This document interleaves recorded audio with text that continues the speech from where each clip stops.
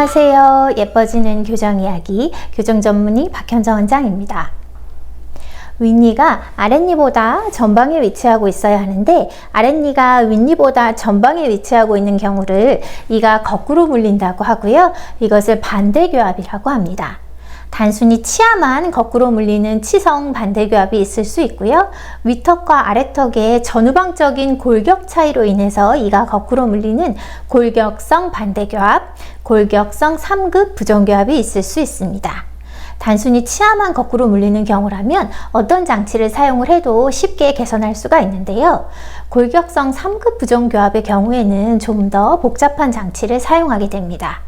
이번 컨텐츠는 치성 반대교합이 아니라 골격성 3급 부정교합, 즉 골격성 반대교합에 관해 알아보도록 하겠습니다.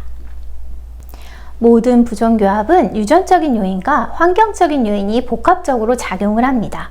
그 중에서도 특히 골격성 반대교합, 골격성 3급 부정교합은 유전적인 성향이 강한데요. 가족들의 얼굴을 보면 비슷한 것을 알 수 있듯이 엄마나 아빠, 할아버지, 할머니 혹은 친인척 중에 이가 거꾸로 물리는 골격적인 반대교합을 갖고 있는 경우라면 우리 아이가 이가 거꾸로 물리면서 반대교합을 보이는 3급 부정교합의 경향을 갖고 있는 경우가 많습니다.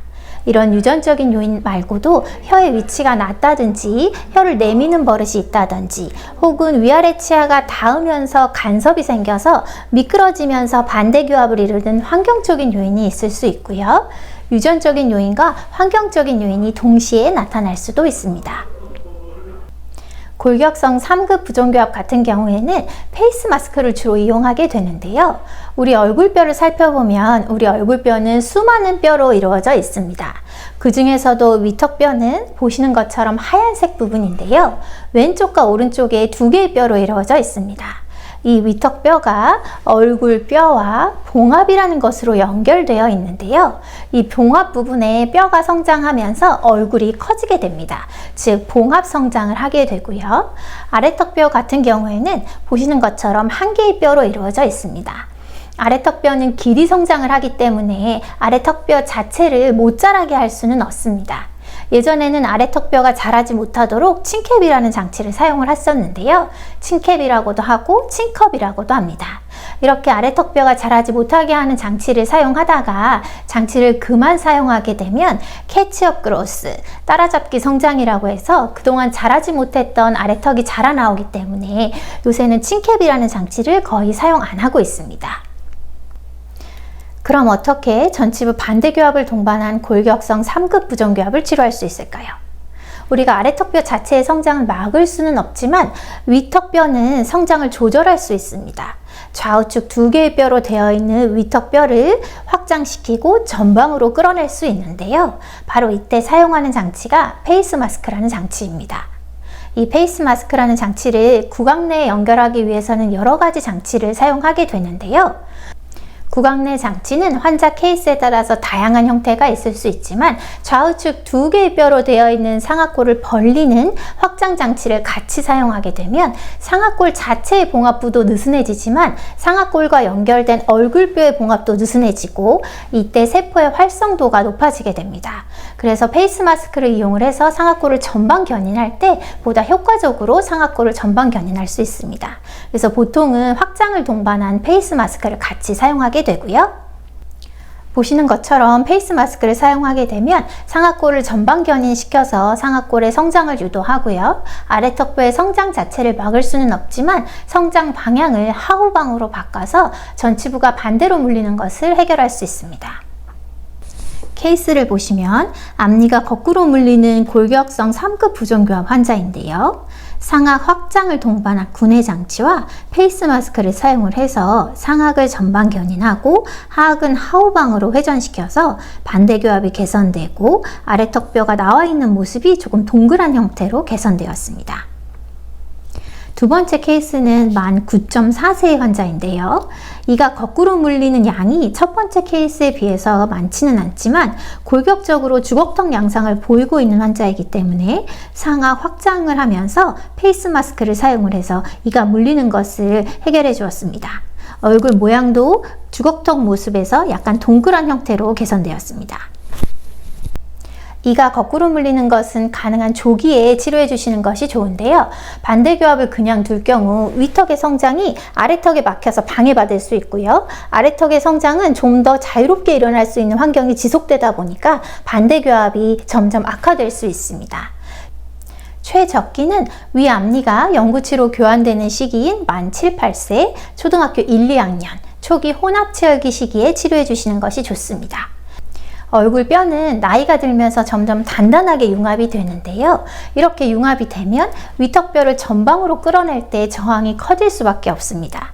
어릴수록 봉합 부위가 느슨하게 되어 있어서 상악골을 전방 견인하기가 훨씬 유리합니다. 불가피한 이유로 반대교합의 치료의 최적기인 초등학교 1, 2학년 시기를 놓쳤다면 상악골의 성장이 10대 초반이면 끝나기 때문에 상악 제1소구치가 맹출하는 시기인 만 10세경에는 마지막으로 보호자분의 동의하에 페이스 마스크를 사용해 볼 수는 있습니다. 위턱과 아래턱뼈의 성장을 좀 살펴보면 위턱과 아래턱은 성장하는 시기가 다릅니다.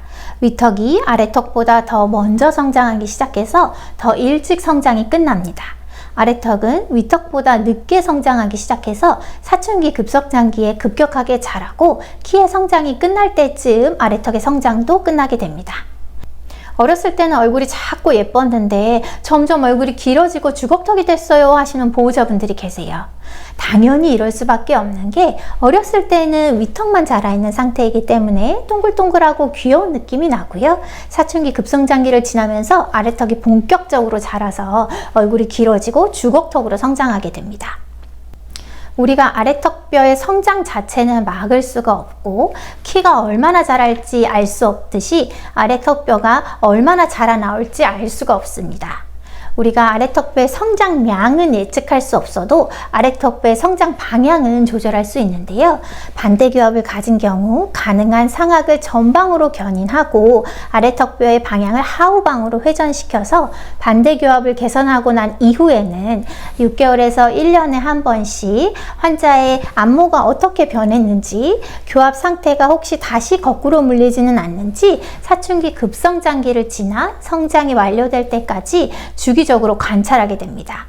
환자의 키의 성장이 완료되고 아래턱뼈의 성장이 완료되었을 때 환자의 안모 형태와 교합 상태를 확인해서 추가적인 교정치료 방법을 결정하게 되는데요.